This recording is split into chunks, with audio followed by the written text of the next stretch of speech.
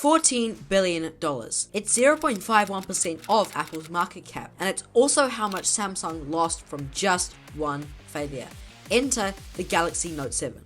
Samsung delaying shipments of its Galaxy Note 7 amid reports of exploding batteries. Well, the recall could not come at a worse time for Samsung. The Galaxy Note 7 was unveiled just 1 month ago. Company urging people with the smartphone to shut it off, return it immediately. And rival Apple is set to show off its new iPhone next week. The Galaxy Note 7 apparently smoking. At the very least, it's the end of this product. It may be the end of that whole Note line.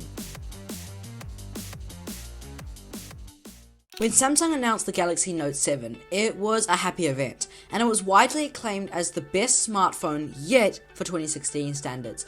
The Guardian said that the king of the phablets returns, and CNET made the comment that the Galaxy Note 7 is a beautiful, capable Android phone that showcases Samsung's best in design, battery life, speed, and features. But then in an editor's note right under it, they then say, "We just can't trust the hardware, given the ongoing reports of battery fires. Do not buy the Galaxy Note 7 and return it if you've already bought it." Only 22 days after the phone was first announced, on the 24th of August 2016, reports surfaced of Note 7 batteries exploding, and Samsung shares started falling as people's phones started acting more like bombs than broadband devices. People all around the world started seeing this, and on the 2nd of September, a voluntary recall was issued.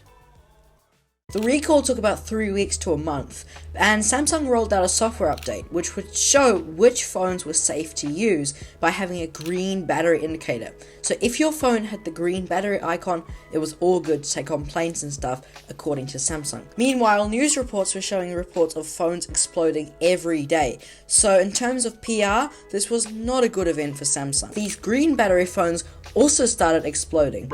Not a good thing. So eventually, they just had to pull the pin on it altogether. The official statement from Samsung said that, taking our customer safety as the highest priority, we have decided to halt sales and production of the Galaxy Note 7. Samsung will ask all carrier and retail partners globally to stop sales and exchanges of the Galaxy Note 7. So to understand what happened from here, basically everyone who had purchased or got a replacement Galaxy Note 7 was asked to return it to wherever they purchased it from. If you didn't return your unit, there was a high likelihood that your carrier would have imposed death software on it, basically limiting the charge to not go above 30% or something like that, and eventually it would just die off. There are a small minority of units that are still working today, but then again, you won't really find them, and if they are there, they're probably on the black market, and you don't want them because then again, they're a fire hazard. You don't want one of those just sitting around in your house waiting to explode. I've done some research to figure out what caused these batteries to explode. Samsung apparently did an investigation,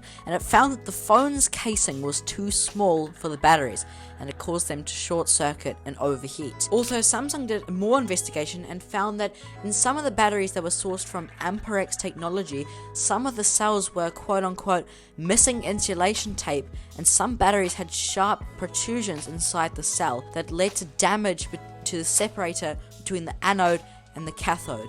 The batteries also had thin separators in general, which increased the risks of separator damage and short circuiting. So that's the story of Samsung's biggest failure. If you want to see more content like this, make sure to subscribe down below and make sure you comment to tell me how you enjoyed it. Thanks for watching, and I'll see you in the next video. Bye bye.